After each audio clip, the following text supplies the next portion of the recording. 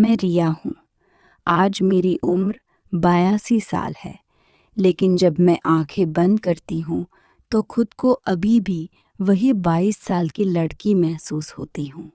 गुलाबी साड़ी में लिपटी, माथे पर लाल सिंदूर, आंखों में सपनों की चमक। वो साल था 2005। मेरी शादी आरव से हुई थी। आरव मेरे कॉलेज के सीनियर थे। पढ़ाई में तेज, बातों में शांत और मुस्कान में इतनी गर्माहट कि दिल पिघल जाता था। शादी के दिन जब उन्होंने मंगलसूत्र पहनाया तो धीरे से मेरे कान में कहा था, रिया, आज से तेरा हर सुख दुख मेरा। तेरी भरी जवानी में मैं तुझे कभी अकेला नहीं छोड़ूंगा। हमारा छोटा सा फ्लैट था मुंबई में। सुबह मैं चाय बनाती, वो बालों में हाथ फेरते हुए कहते, आज भी तू वही लग रही है जैसे पहली बार देखा था। शाम को ऑफिस से लौटते तो मेरे लिए फूल लाते। हम दोनों हंसते खेलते, सपने बुनते। बच्चे होंगे, छोटा सा घर होगा, साथ में घूमेंगे। सब कुछ परफेक्ट लग रहा था। लेकिन जिंदगी में ट्विस्ट तब आया जब 2007 में आरव को दिल्ली ट्रांसफ़र मिला। उनकी कंपनी बड़ी थी, प्रमोशन के साथ। हम दोनों खुश थे। सास ससुर के साथ रहने का फैसला हुआ। माँ जी बहुत सख्त थी। घर में नियमों की किताब थी उनके पास। बहू, साड़ी ठीक से पहनो, काम पहले, बातें बाद में। जवानी में घूमना फिरना नहीं चलेगा। मैं चुपचाप सब सह लेती। सुबह 5 बजे उठकर चाय नाश्ता, घर का सारा काम, फिर शाम को आरव के लिए खाना। आरव ऑफिस में 12-14 घंटे लगाते, थक कर आते, लेकिन मेरे लिए मुस्कुराते। रात को जब मैं थक कर सो जाती, वो मेरे माथे पर हाथ रखकर कहते, रिया, सब ठीक हो जाएगा। तेरी जवानी बर्बाद नहीं होने दूंगा।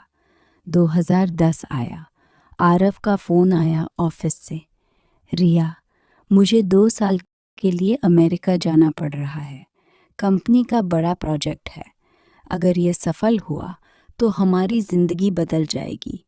मेरा दिल बैठ गया। मैं 25 की थी, भरी जवानी, पति दूर जा रहा था। लेकिन मैंने हिम्मत दिखाई। जाओ आरव, हमारे बच्चे के लिए, हमारे भविष्य के लिए मैं इंतज़ार करूंगी। आरव गए। वीडियो कॉल पर रोज़ बात होती। वो कहते, रिया, तेरी याद में दिन कटते नहीं, जल्दी लौट आऊँगा। लेकिन माँ जी ने घर में आग लगा दी। रोज़ नई नई बातें। देखा, पति विदेश चला गया। अब तो अकेली, कोई और लड़का देख ले, वरना जवानी निकल जाएगी। ये घर संभालने वाली बहू नहीं, बोझ है। मैं रोती लेकिन चुप रहती। पड़ोस में एक लड़का रहता था, राहुल। वो मदद करने आता, सामान लाने ले जाने में। माँ जी ने उसी को बहाना बनाया। आरव को फ़ोन पर कहा, तेरी बीवी का किसी के साथ चक्कर है। मैंने खुद देखा। आरव ने कुछ नहीं कहा, सिर्फ मुझे मैसेज किया, रिया, मुझे सिर्फ एक बात सच सच बता, क्या तू खुश है? मैंने रोते हुए वॉइस मैसेज भेजा, आरव, मैं सिर्फ तुम्हारे इंतज़ार में जी रही हूँ। तेरे बिना ये घर सूना है। माँ जी की बातें सुन सुनकर थक गई हूँ, लेकिन मैंने कभी गलत नहीं किया। आरव ने जवाब नहीं दिया, लेकिन अगले ही हफ्ते बिना बताए घर पहुँच गए। सुबह के 7 बजे दरवाज़ा खटखटाया। मैंने खोला तो वो सामने खड़े थे, थके हुए लेकिन आंखों में प्यार। माँ जी आई। आरव ने उन्हें देखा और सीधे कहा, माँ, आपने जो कहा वो झूठ था। रिया ने कभी मुझे धोखा नहीं दिया। उसने अकेले घर संभाला, हमारी बेटी अनन्या को पाला, आपकी हर बात सुनी। आपकी तबीयत खराब होने पर रात रात भर जागी। अब आपकी बारी है, उसे इज्जत दो। माँ जी चुप हो गई, आंखों में आंसू आ गए। आरव ने मेरे हाथ पकड़े और कहा, रिया, तेरी भरी जवानी में मैं तुझे अकेला छोड़ गया। माफ़ कर दे, लेकिन अब कभी नहीं छोड़ूंगा। उस दिन से घर का माहौल बदल गया। माँ जी धीरे धीरे नरम हुई। अनन्या को गोद में लेकर कहती, तेरी माँ ने बहुत कुछ सहा है। आरव ने नौकरी छोड़ दी, विदेश वाली। भारत में ही नई जॉब शुरू की। हमने छोटा सा बिजनेस शुरू किया, घर का बना अचार और मसाले बेचने का। मैंने हाथ बढ़ाया, माँ जी ने भी मदद की। आज 2025 है। अनन्या 15 साल की हो गई, स्कूल में टॉपर है। हर शाम हम चारों साथ बैठते हैं।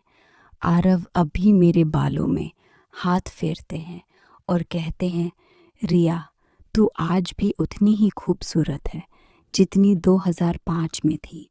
तेरी जवानी मेरी सबसे बड़ी दौलत थी और अब भी है।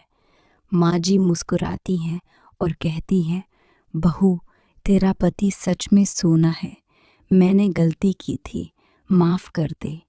और मैं बस इतना कह पाती हूँ, मेरा पति मेरी भरी जवानी में सिर्फ मेरे साथ नहीं था, वो मेरी जवानी का सबसे खूबसूरत हिस्सा था।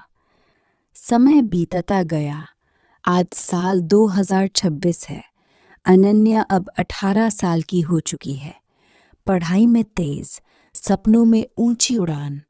वो कॉलेज में है और हाल ही में एक लड़के से प्यार हो गया है। नाम है आयुष। आयुष अच्छा परिवार का, मेहनती, लेकिन हमसे अलग शहर का। एक शाम अनन्या मेरे पास आई, आंखें नीची, हाथ कांप रहे। माँ, मुझे आयुष से शादी करनी है, वो बहुत अच्छा है। मैं चौंक गई। आरव ऑफिस से लौटे तो मैंने बताया। आरव ने मुस्कुराकर कहा, रिया, हमारी बेटी बड़ी हो गई है, लेकिन फैसला सोच समझकर। माँ जी, सास ने सुना तो उनका चेहरा बदल गया। क्या? बाहर वाले लड़के से? हमारा कुल, हमारी परंपरा? नहीं चलेगा, मैं नहीं मानूंगी। घर में तनाव शुरू हो गया। माँ जी रोज सुनाती, बहू, तूने तो पहले ही बहुत सहा, अब बेटी को भी गलत रास्ते पर मत डाल।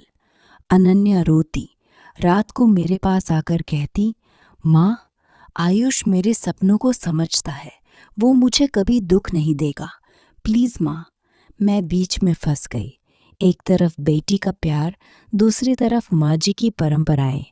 आरव चुप रहते, लेकिन एक रात उन्होंने मुझसे कहा, रिया, याद है तेरी भरी जवानी में मैंने तुझे कितना सहारा दिया। अब हमारी बेटी को भी वही प्यार देना है, लेकिन परिवार टूटना नहीं चाहिए। फिर एक दिन सब कुछ बदल गया। आयुष के परिवार वाले आए, सादगी से, सम्मान से।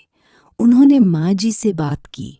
आयुष ने झुककर कहा, दादी जी, मैं अनन्या को खुश रखूंगा। आपकी बहू रिया जी ने जितना सहा, उतना मैं अनन्या को कभी नहीं सहने दूंगा। माँ जी की आंखें भर आईं। उन्होंने अनन्या को गले लगाया और कहा, बेटी, मैंने गलती की थी तेरी माँ के साथ, अब तेरे साथ नहीं करूंगी।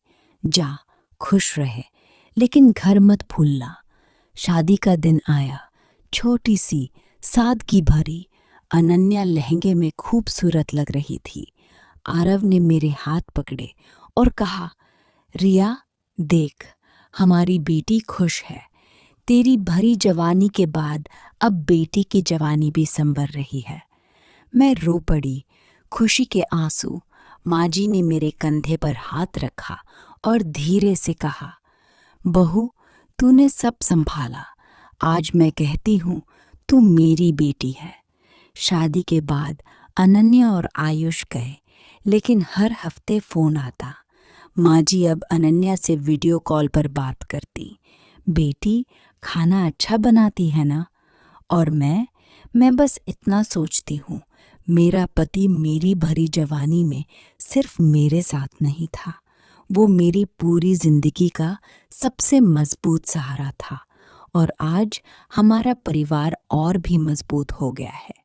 कहानी का अंत नरेशन में भावुक आवाज में दोस्तों, परिवार में गलतियां होती हैं, लेकिन प्यार और समझ से सब ठीक हो जाता है। कसम से बताओ, ये कहानी कैसे लगी? क्या आपकी जिंदगी में भी ऐसा कोई पल आया जहां परिवार ने साथ दिया? अगला पार्ट देखने के लिए हमारे चैनल को अभी लाइक और सब्सक्राइब कर लो। बेल आइकन दबाओ ताकि नई कहानी मिस न हो।